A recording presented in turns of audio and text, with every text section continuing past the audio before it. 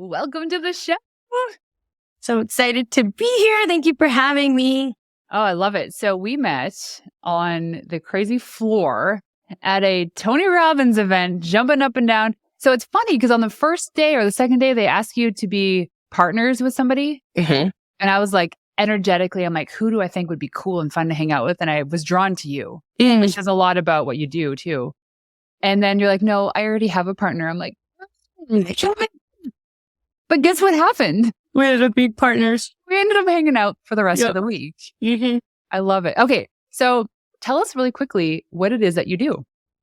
Yeah, this is like a little multifaceted fun thing. I'll make this a little fun intro. So I have the normal side of my business, which is like, helping people with their business, scaling, profitability, definitely social media strategy and all that. And I love it. I love putting more money in the hands of really incredible women. I specialize in women, but I'm also an intuitive and a healer. So I really found with women, especially when you can build their frequency and their energy and their confidence, it just bridges everything together. So I do a lot of different work between, I like to say, the mind, body, spirit, trifecta. And so I do somatic work like breath work and anger release and all of that. I also help people with their frequency and energy and raising it and mastering their mind. So a little bit of everything, but overall, I like to call myself like an intuitive wealth mentor, a lot of different names, but that's the gist of it. How did you tap into that intuition? How did you know that you were an intuitive? It's, this is a really funny story. So like 9 years ago, I thought I might be a little crazy. So I'm in a car with this girl and I just got this feeling in my head like chocolate. And I was like, what does chocolate mean? And so then I look at these rosary beads and I'm like, where's the chocolate? And she was like, oh my God, my grandmother passed away and I have this chocolate in my car and those are her rosary beads. I started like knowing things and having these senses, and I feel I'm very claircognizant, which is all knowing. Some people are clairsentient feeling, clairaudient hearing. There's a lot of different clairs that can come online for everyone. It is my belief that everyone has a type of intuition, and it's all about really clearing our vessel of everything society has programmed within us and all of the beliefs and thoughts, and really allowing us to release and refill that and trust our intuition. But yeah, it just started coming online for me. And funny enough, it came online for me when I got sober, when I started eating better, when I started loving myself, when I went on this journey, it was like everything just started to flow. And then I allowed it and started trusting and learning more. So, okay, because you crushed business in the last 3 years. Yeah. So can you tell us about what the outcome is of what you've done? But then when you're done letting us know, how did you get to that point? Oh, great question. So I was $100,000 in debt in 2019, and it was a trying time. And I started my own food blog. I started a media company, but I knew I was destined for more. And so I really just put myself out there. And I think one of the number one things is consistency and mastering the mind along with the energy. It was like, I put out an offer and then I showed up and I posted and I stopped caring what everybody thought about me, because that was a really big thing. And then I had my first $120,000 year in 2019, and then $500,000, and then $1 million, now $1 million plus. And this year we're on point for at least a couple million. And for me, it's always been number one, constantly giving value and connection. A lot of people start to begin to chase money when they start making it. And I always made sure that I was doing 3 things. 1, giving value consistently and connecting. 2, can someone know that my name is Andrea today who doesn't already know? Yeah, So a level of that. I apologize. I called her Andrea. It is Andrea. And she's so, you are so an Andrea. I don't know why I said it. Sorry. It's okay. Every single person does that, for the record. After 31 years of life, you just get used to like, hey, by the way, Andrea. And then they laugh and then they call you the right name, right? Most of the time. Some people keep calling me it. Yeah. And then the last thing I would be like consistency and not being afraid to ask for the sale. That was a big thing. Like, I think that so many people think they're going to be annoying when they're putting themselves out there. And, even as with PR and all that stuff, it's like, we got to be able to say, hey, I have this thing that you can buy and I'd love to help you. Oh my gosh. One of the biggest things that especially female entrepreneurs don't do is ask for the sale. I know. And right now, my husband's teaching me to sell by chat in DMs. And it's funny because there's a lot of people going through my husband's program that don't know that I'm his wife. And I'm on like the receiving end of this sell by chat framework. I'm like, I know what you're doing. And I play along with it too. But what I'm noticing is women just don't ask for the call. They don't ask for the sale. So back up a little bit. Mm-hmm. What were you selling that started this momentum in creating wealth? I don't think anyone's ever asked me that. The funniest thing is the first program I ever, from my mom's bed, I was living with her because I couldn't even afford my own rent. A $99, no sales page, no graphic. I wrote, how to grow your social media 101. Swear to God, that was my first program. And this was in 2018, 19? 2019, mid 2019. And which like last year, by the way. Which I know, right? Crazy. Right before the craziness of the world. And you put this together because did you know much about social media? Yeah. How? So you believed you were the person that can teach people. Okay. So funny enough, we can go back and like when I was like 18, 19, I started a Twitter and I grew it to like 175,000. And I was in my dorm room in college giving women free advice. And I knew I wanted to help people, but then I got a little lost, a couple of years of living life. Yeah. Drinking and doing things. And, I needed to heal that trauma and the things out of my body before I stepped in. So it was a blessing that I didn't. I'm glad I went on the journey that I did. But I actually started like a food blog called The Hangry Italian Girl. And I ran restaurant social media. And I was like, damn, I'm really good at this. I'm good at the algorithm. I'm good at posting and all of this social media game stuff. So as people kept saying to me, how did your food blog get to 10K in how are you doing all this? And a lot of people aren't willing to put in the work. And this is my belief. If you can give your company like a year and have consistency, you will be 10 years ahead of everybody else. So I was willing to like put my head down for about a year and a half and like really stay consistent with the lives and the posts. And I boomed everywhere, and now last year I barely worked and made $1 million, but I've already established my presence and the like no trust factor. What do you think is the difference between you versus somebody who puts in the reps but doesn't achieve that success? So for me, that's where the energy stuff comes in, right? Like doubting themselves. Like you can feel in someone's post if they really don't believe in themselves and they're kind of, some people just do think, I'm going to make a really funny joke here, but one time I met someone, she's like, I'm a divorce coach. And I was like, why? She goes, well, I got divorced well. And I was like, do you enjoy this? And she was like, no. I think that there's like some people doing things on the internet that they're not joyful. Their frequency is not in it.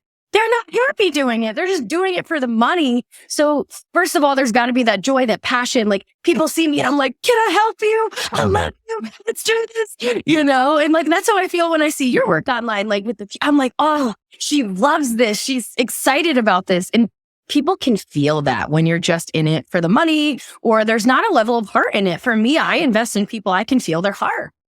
That's huge. Energy is huge.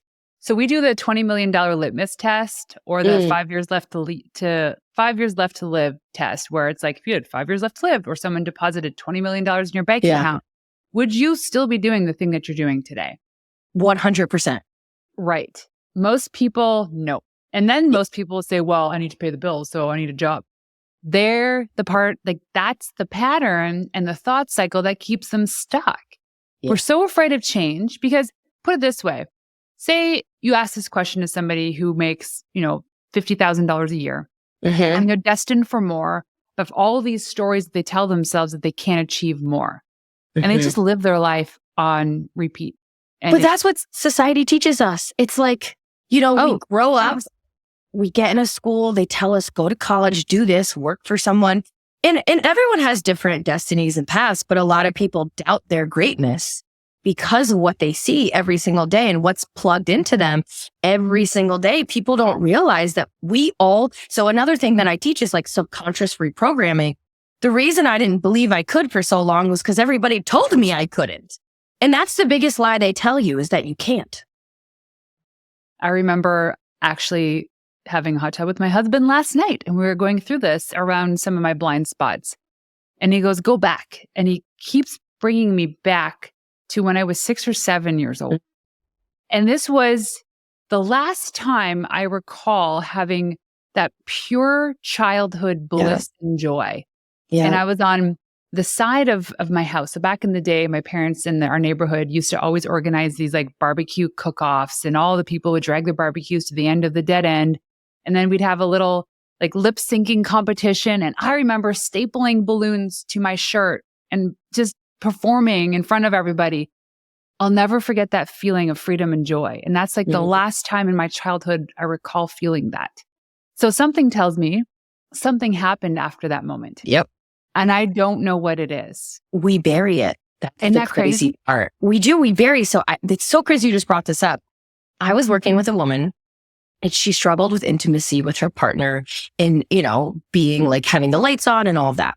So we brought her back to a point when she was like 6 or 7, and she had come out the shower and there were guests over, and her mom screamed at her, go get back in the, in the bathroom, whatever. And so that she didn't realize programmed her to feel shame around her body.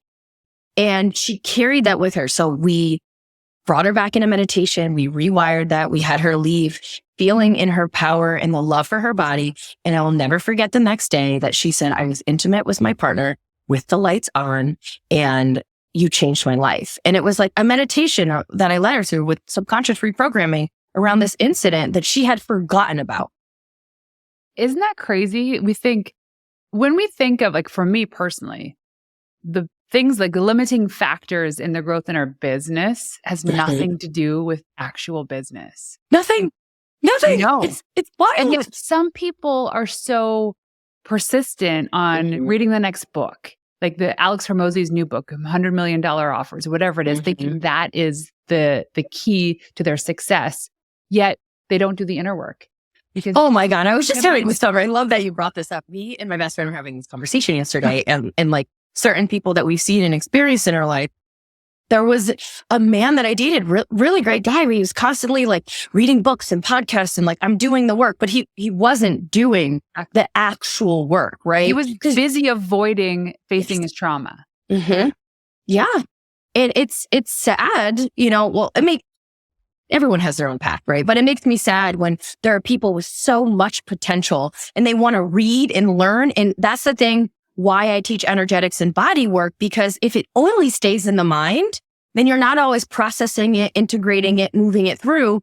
The body knows and it holds trauma. So that's why I don't even like to call it trauma anymore, right? It holds interferences. It holds experiences.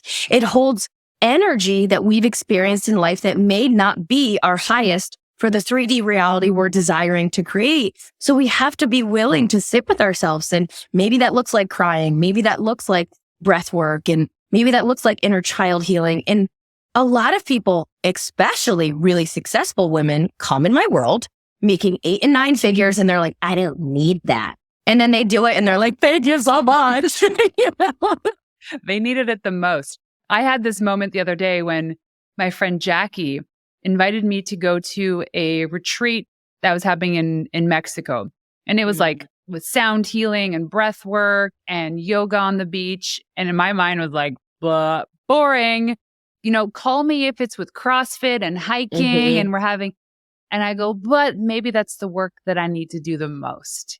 And it's so interesting how we tend to avoid the things we know we need to do because it's going to be really uncomfortable. That was my next level. And I think that was something that you had asked me, like, when did things really shift for me and the trajectory to success go like this? I invested in a retreat. I was still in debt in the end of 2019, and I flew to Australia. And it was not a business retreat. It was a feminine healing retreat. And we did things at that retreat that I had never done in my life. And it shifted I didn't know who I was. Here's the thing that I really got to understand is people don't know who they are without that identity often. And it's so scary to put the identity of I'm a victim or I'm hurt or I'm mad or I'm sad or I'm frustrated down, because then the real work is in the rebuild. So I remember for about 3-4 months after that retreat, it was like, honestly, who am I? Who am I without the story from my past? Who am I without the limitations? And so it was a couple months of a little bit of a lull in the business where I got back to me, and then I boomed right after that. That's crazy. What was the moment? Was there a moment where you felt like, oh, that's me, that's my calling? There was like a culmination of moments, but I remember when I was in Australia during the breath, I was like, so I didn't tell you this, but I had endometriosis. I had IBS, colitis, Crohn's, and very severe psoriasis. And so I had been in and out of the doctors for many years when I had started this journey, and everyone told me these are chronic, right? So I don't know if you could see me right now, but I have no psoriasis. I have no more endometriosis. I eat completely normal. I can eat gluten, dairy, whatever I want. And life changed. I remember the moment where I was sitting there during one of the breaths and like everything had released, and I had my first non-painful period. And it was like I went through these years of this journey. I meant to put this out in the world. Like there's no way that I experienced this much bliss, that life on earth could be a miracle if I let it be and I do the work for it to be. And I reprogram myself. Imagine this could get in the hands of everybody else, how much happier and blissful and kind and loving and connecting everyone in the world would be. And I believe, honestly, like this is a belief not everyone has, but I believe we're all one. I really do. There's a oneness, consciousness, and collective, like how none of us are in competition, that we're all one, that we all are in this one frequency and we're meant to receive and love. And so many people, the ego makes us separate. And so I wanted to bring this consciousness to the world and help people love deeper and experience the bliss of life.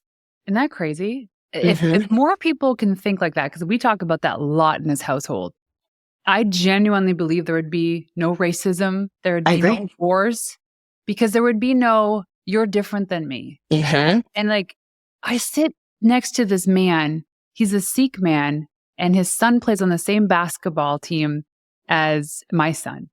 And I think they just moved to Canada. His English isn't very good, but I sit next to him every single game, and energetically, I can feel how proud he is of his son. And it is so beautiful and addicting. I would love to have a conversation with him, but sitting next to this man makes me think about this stuff so much. Why do we allow ourselves, politics, religion, you name it, society, family structures, to believe in something that really shouldn't exist? And what part of that thought and what part of those values actually holds you back completely from doing the things that you want to do? Girl, I went to an all-girls Catholic high school. Okay? So I don't know if I've ever told this story either, but I was in honors world religion. So she taught us about Buddhism and Hinduism and all the beautiful religions of the world. And I looked at this nun dead in the face. She said this is the first time she's ever speechless in her life. I said, Sister Mary, I have a question for you. And she said, well, what's that, Andrea? I said, why did you dedicate your life to one religion, making it right, if you just taught us about 20? And she went, and she was like, well, this was my choice. And I was like, yeah, this is beautiful, but it was like, you decided, and look, everyone has their destiny, their choices. If I believe we're all one, I'm judging no one. Take your choice, take your life, do whatever you want with it. But it really got me thinking, all these different religions, but at the end of the day, whether it's spirit or universe or God or this or that, we're all doing the same thing, having faith in the beauty of life.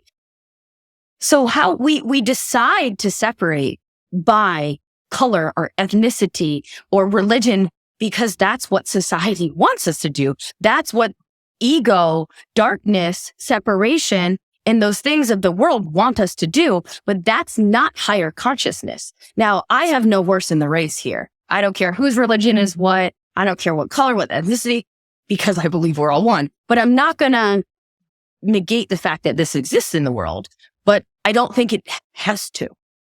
Yeah, we're all so comfortable with just going with the pack. Because if we're with the pack and the pack agrees on something, it's just easier to follow the pack, even if you don't agree. Because then you'll be an outcast. You'll be befriended. You'll be shunned, exiled from a community, a family of people who has raised you, who has put the shirt on your back, fed you, or another community who has saved you. And now you have to go against that belief. And that's happened to me all my life. I've been the exiled, the shunned, the girl who gets kicked out of the group, because I think I knew from a young age that I was meant to use my voice for the in my opinion, the better, but I guess that's up to interpretation. But I knew I wanted to speak about, my knowledge here, and about frequency and energy and about healing and about all this like really beautiful stuff. And often it got me, kicked out of friend groups and told to sit down and be quiet. And I'm no longer in the game of sitting down and being quiet, no matter who doesn't like me.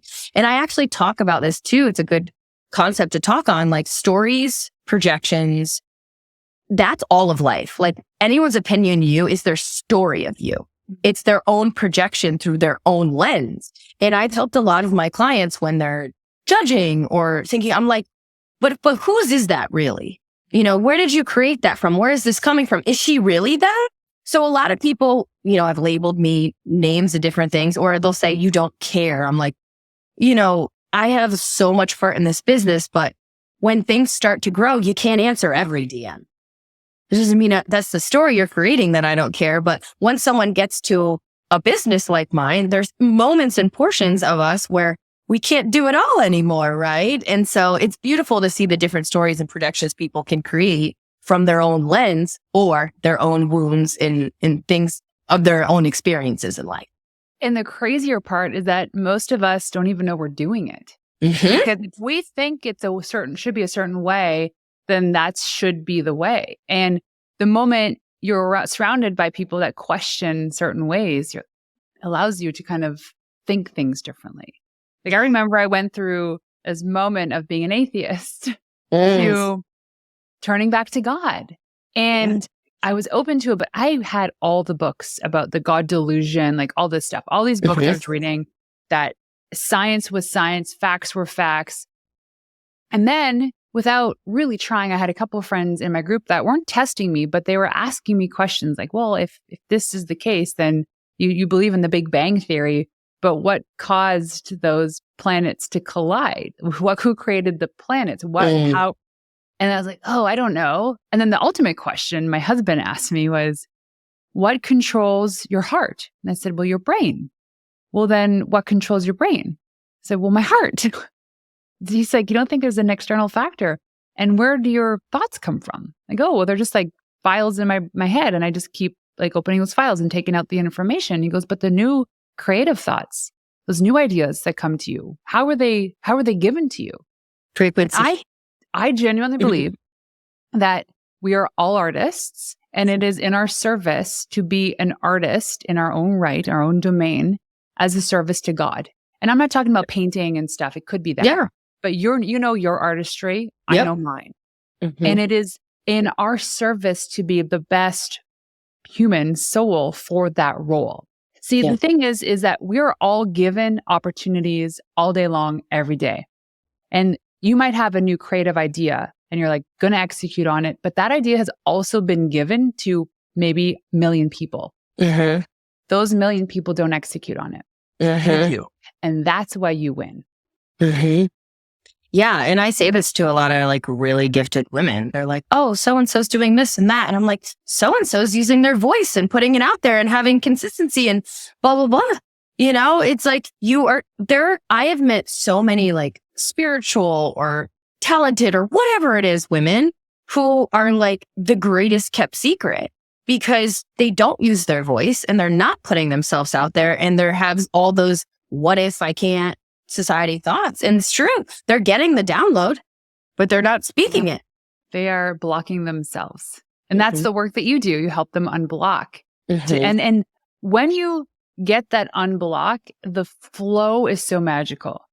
And there's less stress. There's more balance. There's more like divinity in your life. So what are some of the tools that you use with women, especially to help unblock them? So for like energetic unblocking, I would say my top 3 favorites would be breathwork, inner child healing, and subconscious reprogramming. I kind of lead people through meditations where we take them back to places that they've been and experienced things that may not be in their highest, and we actually rewrite them. I take them back and I rewrite everything for them. And well, they're doing it, right? I'm just the guide of the words, and I take them back and they rewrite the experience. And then we have them like go up a stair. And then from there, we then reprogram everything that because I have them talk to me, and then we're reprogramming. So whatever they've shared, I'm now going to reprogram the opposite. And we're going to talk about their power or this, whatever. And while they're in a meditated state, I mean, you could even say this is like mildly hypnosis, but I'm really programming the power, the love, all these other things. And they come out and they're like, wow, it doesn't have to be so hard. I don't have to hold on to that. Mm-hmm. And how long does this process take? I'm sure it's different for most people, but what do you see? Yeah, I mean, I like doing breath work the longest, right? Because like as much as we can get out. So breath work, I love doing for like 30 minutes to an hour, and people feel like it's eternity sometimes. Meditations can go anywhere from 5 minutes to like 45. For me, like time is something that man has created, right? We created time. So I'm going to do this when I feel the person, because you can see the palpability, especially when you're in person with them. And I love doing a lot of this work in person, which is why I started doing events and retreats and all that. You could just see the shift when they let it go. It's like, and it's like, oh, there she is. There she is. Right. And so when I or shake or something happens. Yeah. Oh my God. At my last retreat, this one woman was like convulsing and like screaming. And afterwards she looked at me and she was like, you saved my life. I don't even know who I am right now, but I can't believe I was holding on to all of that. Mm-hmm. It's so magical. It does feel like magic. That was probably very painful for her for a little while afterwards. But it's like, in a way, it's like ripping off a Band-Aid. Mm-hmm. You cannot heal unless you face your trauma. I like to stay uncomfortable. You're okay. So you're uncomfortable. Yes. Because I think that if someone's really ready for this next level and face it on and they let it go, they don't really understand. They're not used to the frequency that they're in the moment, right? So it's very uncomfortable. But I don't know if it would be painful if they choose it not to be. I did a really crazy retreat back in April doing some pretty gnarly hallucinogenic. And I had no expectations going into this retreat. And then when it was my session, it brought me to the edges of the universe, 100%. Wow. And so my radical reinvention was a very long journey. However, some of the biggest like changes in my life actually happened when you and I met. Wow. A Day with Destiny? A Day with Destiny was the first time I went in 2015. I was like, I have no clue what this is about. Hooligans jumping up and down in this room. And I just let it open up this time. And I did the work as much as I could. Those are long days. But I just decided to stop caring what other people think. And I just decided that if I'm going to get back into PR, then my identity is not what I do, but who I am. And the moment that you put on that cap of I am me and not what I do, everything changes. I remember those conversations we had when you were talking about wanting to put yourself back out there and wanting to make more of an impact again. And I was like, oh, she's onto something. I feel it. Yeah. And it feels so liberating. And there was nobody's toes that I had to step on. There was yes, an insane amount of work, but that's expected. And if you believe in something enough, the work is just whatever. It's just like a vessel to a destination. But I feel so good and I love what I do. And I'm really good at it. And I'm okay to say that. Yes. And you should, I feel like so many people, I just made a post. You'll see it maybe when you hang up about like not dimming my light.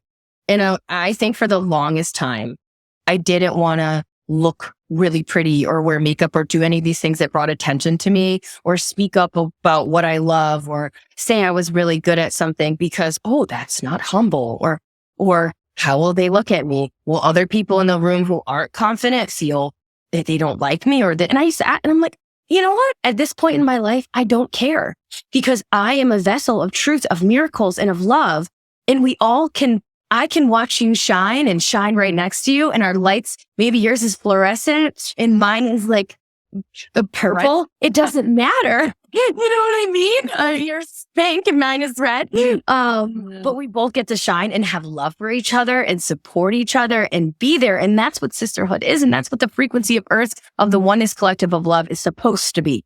Totally. And David Meltzer says this best. He doesn't believe in competition.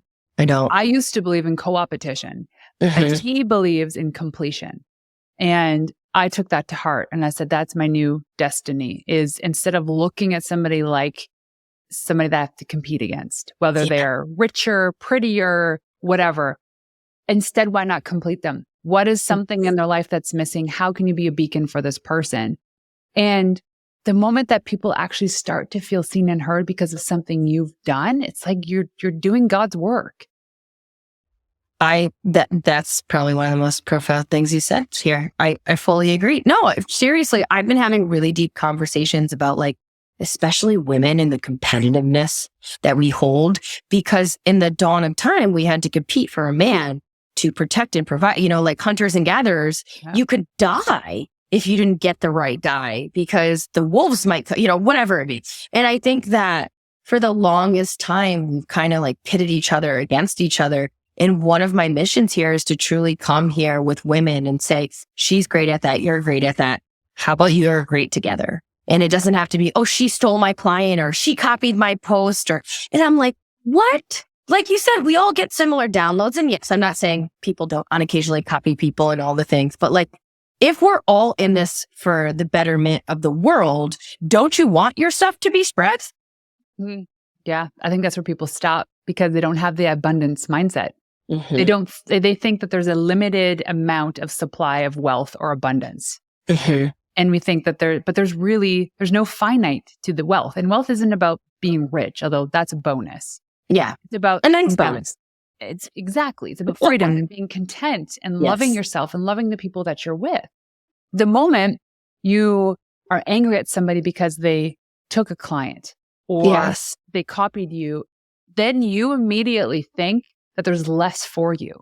Yes. And even you just said that took a client, that goes to show the ego, right? And I've heard these words from so many people. That means there's a level of attachment too.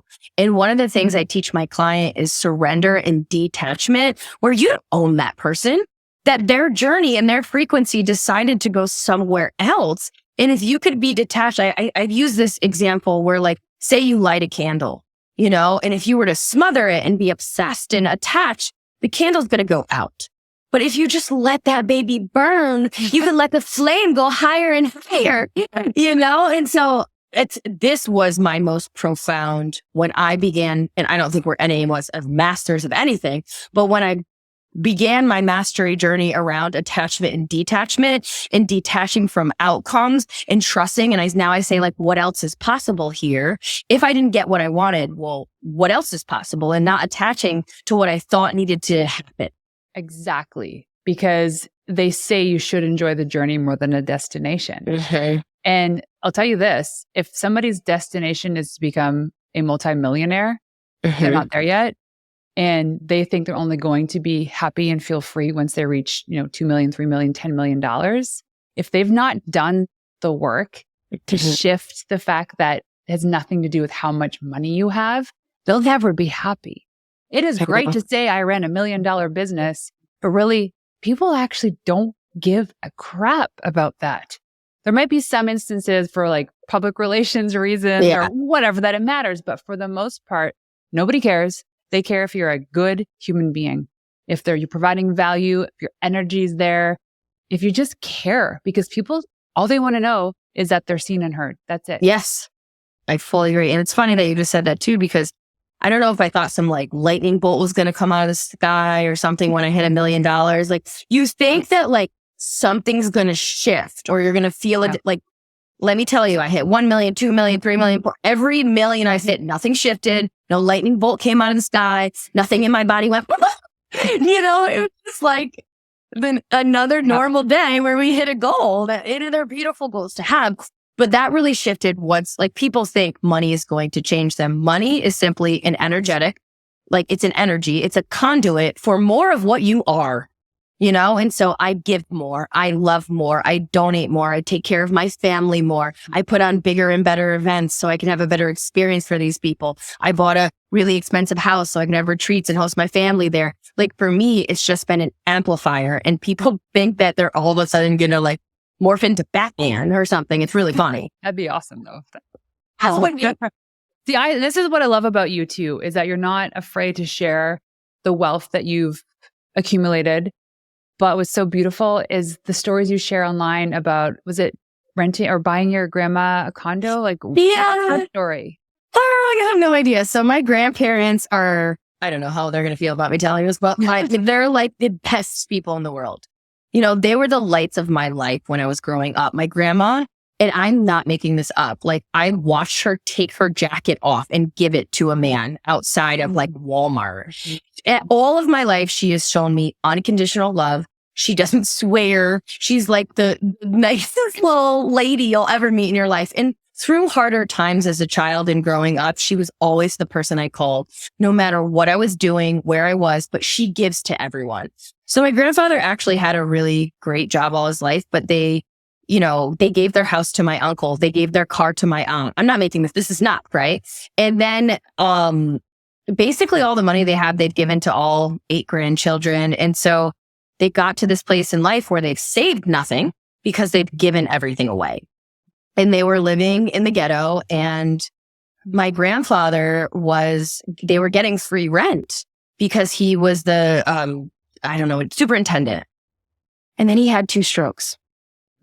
And they have no money saved, and they were going to stay. And my grandma was going to, I might get tear up here, but my grandma was going to continue to clean the buildings for free rent. And I was like, 70 something, what?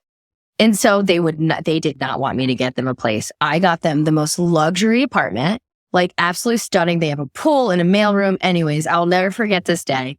My grandma called me and she said, I don't have to ever clean again because of you. And she was like, you have no idea what you have done for me and for us. And we just love you and appreciate you so much. I didn't even know I needed this. And they tried to turn me down. And I'll never forget her face when she opened that apartment and she's jumping up and down. And there's just no better feeling than loving on the people you love. And no one knows this, but I actually just bought my dad a car, and I plan to do something really nice for my mom in April. And I love taking care of the people I love and seeing the joy on their faces when they're living in the ghetto and then going to a luxury freaking apartment. They were like, what is this? It's just, there's no better feeling in the world. But they're so deserving of it, given what they've done in the past for other people.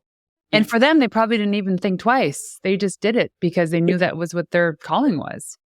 And they still struggle to receive. They're the worst at it. Like my grandfather didn't, like, I don't think he even knew how to say thank you. He was like, what if you want to stop? Hey, like he was having all these thoughts. And I was like, Bob, please stop. Shut up. Just love it.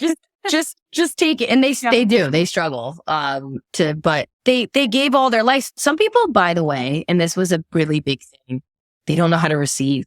Yeah. And so if you can receive love, money, friendship, all of it. And I used to be this person. Someone would say, oh, you're pretty, and be like, you too. And now I'm like, thank you. Thank you. Yes, exactly. My sister-in-law taught me that. Yeah. So and there's also like different love languages that people like. So how you default to give love is generally how you want to receive love. Mm-hmm. And I'm an acts of service girl. Like empty the dishwasher. Woohoo! You're my favorite person in the world. And then it's words of affirmation. But it's not to say I won't take a gift. I love gifts too. But it's so funny because I give a lot of gifts, but that's not a love language of mine. No. That's right. But I love this because first of all there was no fancy trick or formula that you did really to create wealth and to be able to share this with your family. You just believed in yourself unconditionally. Yeah. But also did the work that most people failed to do. They skipped that whole chapter. Yeah. in order to be able to build wealth and become millionaires, to be able to give back. Yeah. A lot of people, they just are like, how do I make money? And it's not how, it's who. Who are you to do these things? And that's where the deep work comes in. And I've seen a lot of people come up in my industry and go all the way back down because they can't hold it because they didn't change the who. Yeah, exactly. Okay. This is so profound and the exact type of conversations that we need to be having way more often. Some of us are too afraid, ashamed to talk about these things because they were once really positioned as really woo, but we're all starting to kind of wake up to the fact that we need to do this. Yes.